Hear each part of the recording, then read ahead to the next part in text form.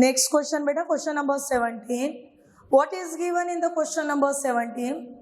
For real numbers, keep in the mind, for real numbers, कौन से दो real numbers देखे, x and y, with the which relation x relate y is implies x minus y plus root 2 is which type of number? So it is an irrational number. अभी आपको बोल रहा अगर ये प्रॉपर्टी सेटिस्फाई होती है तो जस्ट फाइंड आउट कि दिया हुआ relation belongs to which type. So first x r x and to find x r x given relation is in the form of क्या फॉर्मेट है बेटा, x r y. This implies us x minus y plus root 2. बात समझी. अगर मैं सिमेट्रिविटी को करूं तो x r x is equal to ये बन जाएगा x minus x plus root 2 plus x minus x get cancel. What is left? So root 2 is a and root 2 is an irrational number. है ये irrational number, और अगर ये irrational number है इसका मतलब रिलेशन ने रिफ्लेक्सिविटी को सेटिस्फाई किया. आगे बढ़ने से पहले ये देख लीजिएगा क्योंकि हमारे पास equation is an equivalence relation दिया है इसलिए. सो हमें सिमेट्री और ट्रांजिटिविटी को भी सेटिस्फाई करके देखना पड़ेगा. अभी सिमेट्रिविटी को करने के लिए आपके x एंड y जो है वो रियल नंबर है. आप रैशनल ले सकते हो, इरेशनल ले सकते हो, कुछ भी ले सकते हो. तो अगर मान लो मैंने लिया root of 2 relate with the 3, पर रूट ऑफ 2 इज रिलेट करेगा 3 but 3 is not relation with the root of 2. ये नहीं हो सकता. रूट 2 और 3 root 3, no there is any relation, so function is not symmetric. Function क्या नहीं है, सिमेट्रिक नहीं है. बात आती है ट्रांजिटिविटी पे.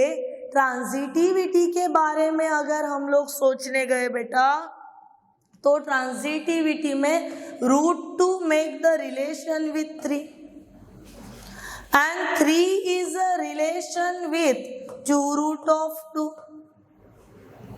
So is it possible root 2 is a relate with the 2 root of 2? तो s इसका मतलब फंक्शन ट्रांस है. So which one is the correct? The function is reflexive and transitive but not symmetric. Now move on the next one. A is equal to A, B, C, D. 4 terms are given. Which 4? A, B, C and D. Then एक relation देखे. Relation को गौर से observe. अगर मैं बोलूं my given set is in the form of A, B, C, D और दिया हुआ रिलेशन रिफ्लेक्सिव है. मैंने खुद ही बोल दिया.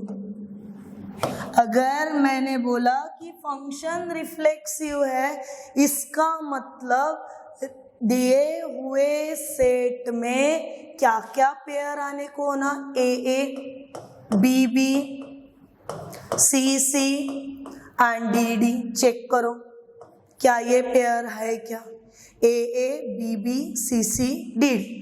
तो ए ए को छोड़ के बाकी सभी पेयर्स अवेलेबल है. आधा अधूरा हम लोग कंसीडर नहीं करते. इसका मतलब फंक्शन रिफ्लेक्सिव नहीं. समझा? सेकंड, अगर फंक्शन सिमेट्रिक है, दूसरा कौन सा है, सिमेट्रिक. अगर फंक्शन सिमेट्रिक है इसका मतलब ए कॉमा बी के लिए आंसर मिलने को होना बी कॉमा ए. सी कॉमा डी के लिए आंसर मिलने को ला डी कॉमा ए। देखो ए बी बिलोंग्स कर रहा रिलेशन आर को, but B A does not belongs to the R, and due to this the relation is not symmetric। ये symmetric भी नहीं हुआ, बात समझे, ये सिमेट्रिक भी नहीं हुआ। बात आई ट्रांजिटिविटी की, तो ट्रांजिटिविटी के बारे में अगर हम लोग सोचे तो ए रिलेशन दे रहा बी के साथ, बी रिलेशन दे रहा सी के साथ, तो क्या ए रिलेशन दे रहा सी के साथ, तो नहीं, इट मीन्स ट्रांजिटिविटी भी नहीं और कुछ भी नहीं, it means which one is our correct option, none of this। Now move on the next one। Next question is, if A and B are the two sets such that A cross B has how many elements? So 6 number of elements। If 3 elements of A cross B are 0, 6, 2, 8, 4, 8, then which one is the correct? कितने total number of elements है इसमें? 6। उसमें से कितने मिल रहे हैं हमको? 3। कितने ढूंढने हैं? हमें वैल्यू ढूंढनी है कि ए और बी की वैल्यू क्या है। देखो बेटा, जब कार्टेशियन प्रोडक्ट बनता है तो first set of all elements is called domain and second set of all the elements is called the codomain और range. Now see 0,6 first, 2,8 second and 4,8 is the third। So set A में कौन कौन होगा? First element in order pair 0, 2, 4। Set A containing the element 0, 2, 4। Set B containing the elements 6, 8, 8। We cannot repeat the same elements, so 6,8। Choose the option। A के लिए हुआ 0, 2, 4, कहाँ पे दिख रहा है? In the option number C 0, 2, 4। B कहाँ पे है? In the 6,8। Means this is our correct answer. Check कर लो क्या ये 6 एलिमेंट देता है या नहीं। 0, 6, 0, 8, 2, 2, 6, 2, 8, 4, 4, 6, 4, 8, 6 मिल गए 6 element. So our required answer is that. Now next one, in an Euclidean plane, which one of the following is not an equivalence relation? Parallelism of line। एक प्लेन में जहाँ पे रिलेशन बना रहे हम लोग, पूछा जा रहा क्या पैरेलल लाइंस जो है वो इक्विवेलेंस है या नहीं? तो हाँ भाई इक्विवेलेंस है। A parallel to the B, B parallel to the C, C parallel to the D, and if A is parallel to the B, B also parallel to the A। Symmetry, reflexivity.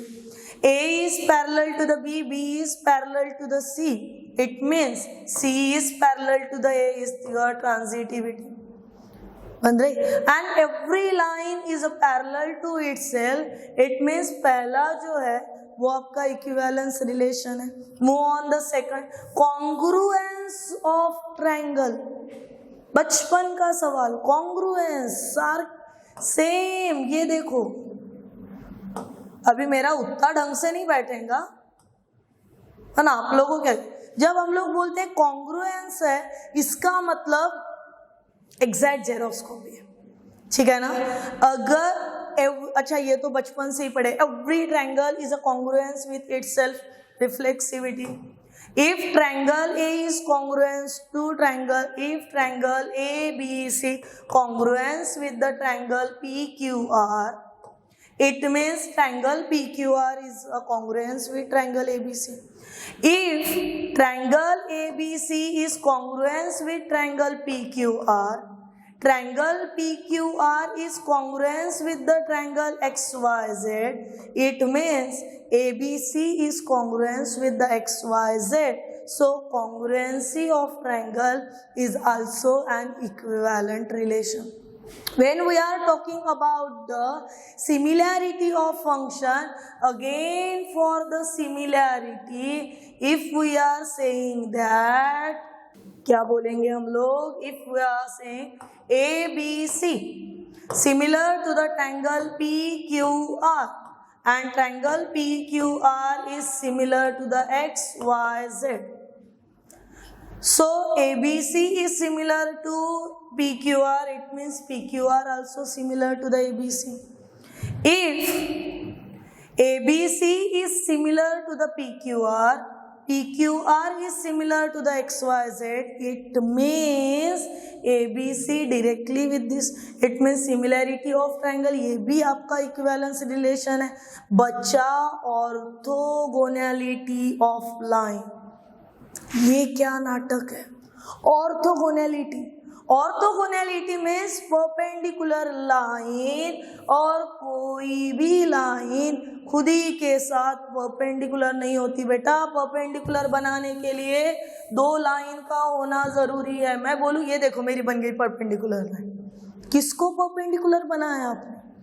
पर जब तक के मैं ये ना दूं ये perpendicular, इसका मतलब पहली प्रॉपर्टी रिफ्लेक्सिविटी सेटिस्फाई नहीं हो रही, and that's why the given relation में से ऑर्थोगोनैलिटी ऑफ लाइंस ये करेक्ट है, जो कि इक्विवेलेंस नहीं है, because of no line is orthogonal, that is a perpendicular to itself, and that's why that one is your correct answer. Move on the next one. देखो हर एक चीज आ रही, हर एक चीज में आपको वो समझने को होना कि हम लोग अभी क्या कर रहे हैं, एग्जैक्टली क्या कम ज्यादा ऊपर नीचे हो रहा. नेक्स्ट क्वेश्चन की तरफ बढ़ते हैं. बड़ा सोपा सादा क्वेश्चन है. क्वेश्चन नंबर 21 दिया है कि ए कोई ना कोई सेट है of the even natural numbers का, जो कि लेस देन 8 को लेके चल रहा. कैसा सेट है ए? Even natural number. कौन से आपके पास इवन नेचुरल नंबर है? बोलो. क्या 1 इवन है? नहीं. 2 है, 4 है, 6 है, 8 हाँ है. पन क्या? पन ये नहीं लेने को बोल रहा ना रे, लेस देन बोल रहा ना, 8 से छोटे 2 बोल रहा, तो बंद कर दो इसको. क्लोज. ठीक है. How many number of elements? 3. So what is the cardinality? Cardinality n of a is equal to कितनी बनी बेटा? 3. समझे? नेक्स्ट इस पे मूव होते. एंड b इज द, क्या है b? Is the set of prime number less than 7. B set है प्राइम नंबर का विच आर लेस देन 7. 7 से छोटे वाले प्राइम नंबर 2, 3, 5. खत्म कहानी. It means here the number of cardinals are 3. बस समझ रहे हो? Now then the number of relation from A to B. कहाँ से कहाँ तक का रिलेशन ढूंढना है? A to B का रिलेशन ढूंढना, इसी का मतलब कार्टेशियन प्रोडक्ट ढूंढना. और Cartesian product A cross B कितना होगा? तो ये तो मैंने लास्ट टाइम भी समझाया था तुमको. कितना होगा? n of A into n of B होगा बेटा. सिनॉप्सिस के इसमें और एक बार चेक कर लेना ना. समझ रहे इसको? इसका मतलब मेरे पास n of A cross B की वैल्यू होगी, फर्स्ट की 3 है, सेकंड की 3 है, सो 3 इंटू 3 वैल्यू कितनी होगी? 9. सो रिलेशन में value of n is equal to simply कितना बना? 9. Now what is the rule? ये भी लिखा है बेटा आपके पास कि the number of relation for any non empty set is 2 to the power n. कितना रहता है? 2 to the power n. Now we have the value of n 9. So 2 to the power 9. Which one is your correct option? Option number A is your correct option. ठीक है, समझ रहा, उसको वैसे ही ढंग से करो. चलो पढ़ते हैं 22. क्या बोल रहा 22 वाला अपने को?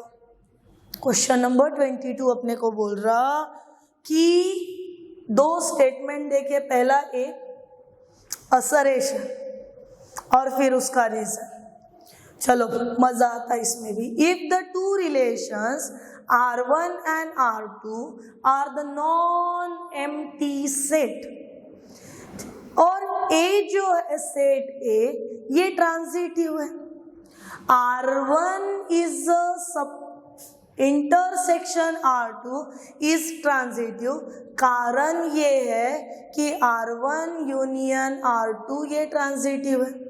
कौन सा सही होगा? देखो, आपके पास का असरेशन जो बोला गया है कि क्या असरेशन बोला गया है कि सेट ए में दो रिलेशन बन रहे और अगर सेट खुद ट्रांजिटिव है तो उनका इंटरसेक्शन भी ट्रांजिटिव रहता है. ये एकदम करेक्ट है. रीजन में जो बोला गया है कि सेट ट्रांजिटिव था इसलिए यूनियन ट्रांजिटिव है, ये भी करेक्ट है. ठीक है, पन R1 इंटरसेक्शन R2 ये करेक्ट करने के लिए नीड नॉट नेसेसरी, जरूरत नहीं थी ये बताने की कि R1 is a union of R2. So accordingly answers को ढूंढो. पहला स्टेटमेंट भी करेक्ट है, दूसरा स्टेटमेंट भी करेक्ट है, but reason does not explain the assertion. This is the most appropriate answer. Move on the next one. क्या दिया है नेक्स्ट? सपोज, समझो, बिना समझे तो मैथमेटिक्स बनता ही नहीं बेटा. समझो कि ये कोई ना कोई रिलेशन है. किसके बीच का रिलेशन है? तो पॉजिटिव नंबर्स x और y के बीच का. कुछ इस तरीके से दिया हुआ रिलेशन है कि x रिलेशन जब बना रहा y के साथ तो वो वैल्यू दे रहा x less than y square. क्या वैल्यू दे रहा? x less than y square. अभी देखो, x less than y square अगर ये है, मुझे पहली प्रॉपर्टी सेटिस्फाई करना है रिफ्लेक्सिविटी की, तो मैं लिखूंगी x relation with the x, that is x relation with the x क्या देगा? x less than x square. Is it possible? No, this is not possible. किसी का स्क्वायर नंबर सेट ये नहीं रहता बेटा. So this is incorrect. It means function is not reflexive. Function क्या नहीं है? Reflexive नहीं. दूसरे के बारे में जानते हैं. अगर मैं बोलूं 1 लेस देन 2 स्क्वायर, हाँ ठीक है ना, 1 लेस देन 2 स्क्वायर ठीक है. पर क्या 2 स्क्वायर लेस देन 1 करेक्ट है क्या? 4 कभी 1 से छोटे रहते हैं क्या? नहीं, ये नहीं हो सकता. इसका मतलब ये सिमेट्रिक भी नहीं. ठीक है ना. अगर मैं थर्ड के बारे में बोलूं, दैट इज थर्ड, क्या दो नंबर्स लेके चले थे? 1 less than 2 square and 1 less than 2 square, it's a correct one. 2 less than 3 square, correct one. So therefore 1 less than 3 square correct है. इसका मतलब फंक्शन सिर्फ और सिर्फ क्या है? ट्रांजिटिव है, but not reflexive and symmetric. Now next question. Next question बेटा, a relation between two persons is defined as follow. नीचे दिए हुए हिसाब से हमें दो पर्सन के बीच का रिलेशन ढूंढना है. नाउ सी, क्या दिया हुआ है रिलेशन कि ए रिलेशन बना रहा बी के साथ कुछ इस तरीके से कि A and B born on different days। सही बात है ना ये भी कि दो अलग अलग लोग दो अलग अलग दिन ही पैदा होंगे। So A and B are born on the two different days। अभी इसमें सिर्फ और सिर्फ एक ही प्रॉपर्टी सेटिस्फाई हो सकती है, ये लॉजिक है बेटा। एक ही प्रॉपर्टी सेटिस्फाई हो सकती है और वो कौन सी? सिमेट्रिक। इसलिए क्योंकि अगर ए रिलेशन बी का मतलब है A and B born on the two different days, Sonu Monu born on the two different days और Monu Sonu born on the two different days, both having the same meaning and there is no any confusion, so our answer is first। Move on the second 25। If set has 5 elements, how many elements? Set has 5 elements and R is a reflexive relation। कैसा relation है? Reflexive, यानी खुद ही खुद को reflex करेगा। एक 5 है, reflex करने के बाद फिर से एक बार 5 मिल गया, 5 5 25, तो मिनिमम नंबर रहेंगे आपके पास 5 और मैक्सिमम रहेंगे आपके पास 25। So your correct option is 5 less than और equal to n less than और equal to 25। Move on the next question. Set A is given and what is exactly in the set A? So set A has a quadratic equation, x square minus 5x plus 6 is equal to 0. Is there any elements having the product 6 and sum is the minus 5? So x square minus 3x minus 2x plus 6 is equal to 0. So what is common from the first two numbers? X is a common in a bracket x minus 3 minus 2 common x minus 3. It means we are getting the two elements, that is first one is a 3 and second is, so A has the two elements 3, 2। ठीक है। Set B में already numbers देखे, that is set B has the element 1, 4। Third set also given and set C has again 2 elements 4, 5। हमें ये ढूंढना है कि then A cross B intersection C में कितने एलिमेंट्स होंगे। अभी क्रॉस निकालने से बेटर बेटा यहाँ पे बी इंटरसेक्शन सी दिया। इंटरसेक्शन माने क्या? कॉमन है, दोनों में क्या अवेलेबल है वो ढूंढो। कौन से दो को लेना है? बी इंटरसेक्शन सी। बी और सी में आपके पास कॉमन एलिमेंट कौन सा है? तो 4 कॉमनली नजर आ रहा दोनों के दोनों। इसमें यहाँ पे भी 4 है और यहाँ पे भी देखो 4 है, so both having the same common element 4। अभी निकालना है ए क्रॉस बी इंटरसेक्शन सी। सो ए में कौन सी वैल्यूज है आपके पास? 3, 2। ये क्रॉस बना रहा इंटरसेक्शन के साथ जहां पे कितने वैल्यूज अवेलेबल है? So it has 4 values. इसका मतलब आपको जो आंसर मिलेगा वो आंसर कौन से फॉर्मेट में हो, ठीक है ना? 2, 3 cross 4 match with which answer? 3, 4 पहला, उसके बाद 2, 4, this one is your correct answer. 3, 4 and second one is 2, 4। Move on the next question. Relation देखे है यहाँ पे, दैट इज रिलेशन आर। कैसा है? 1, 2 and next one is a 2, 3. Set A is given the minimum number of ordered pair which when added to R make it an equivalence relation. Relation को कैसा बनाना है? तो equivalence बनाना है। अभी देखो R में आपके पास total number of term available है 2।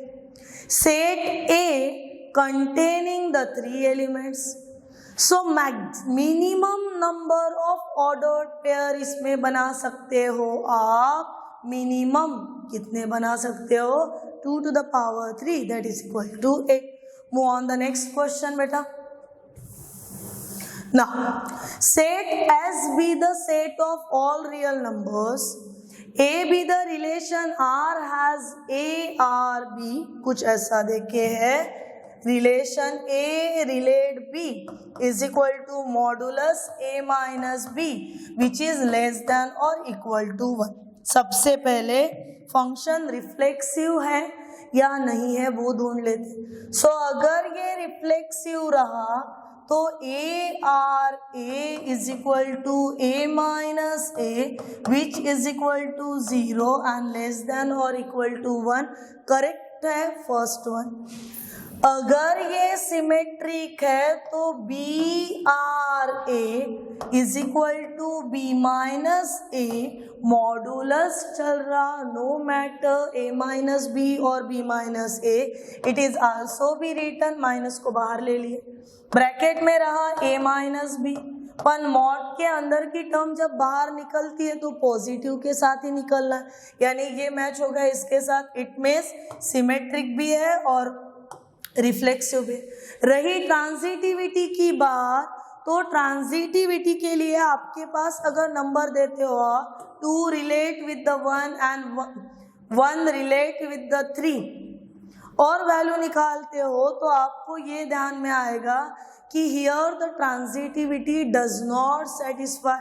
It means given function is reflexive and symmetric but not transitive. Now next one is our question number 29. Let R be the relation. किसके बीच का रिलेशन है? On the set Z integers define on. अभी जो question हुआ था same depend on that. Relation किस प्रकार से है? तो n relate with the m, n divides m, और जब n डिवाइड्स m रहता है तो एवरी एलिमेंट एवरी नंबर एक divisible by itself. If 2 is a divisible by 4 but 4 is not divisible by, इसका मतलब आपके पास option D that is reflexive हो सकती है, ट्रांजिटिव हो सकती है, पर क्या नहीं होती है, सिमेट्रिक नहीं होती. Move on the next one.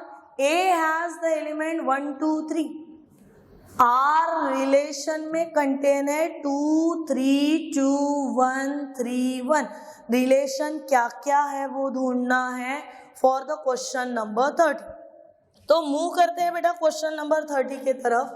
Relation अगर रिफ्लेक्सिव अगर रहता, ए के लिए 1 2 3 है और रिफ्लेक्सिव अगर रहता तो क्या पॉसिबिलिटी आने को होना था, 1 1 2 2 3 3.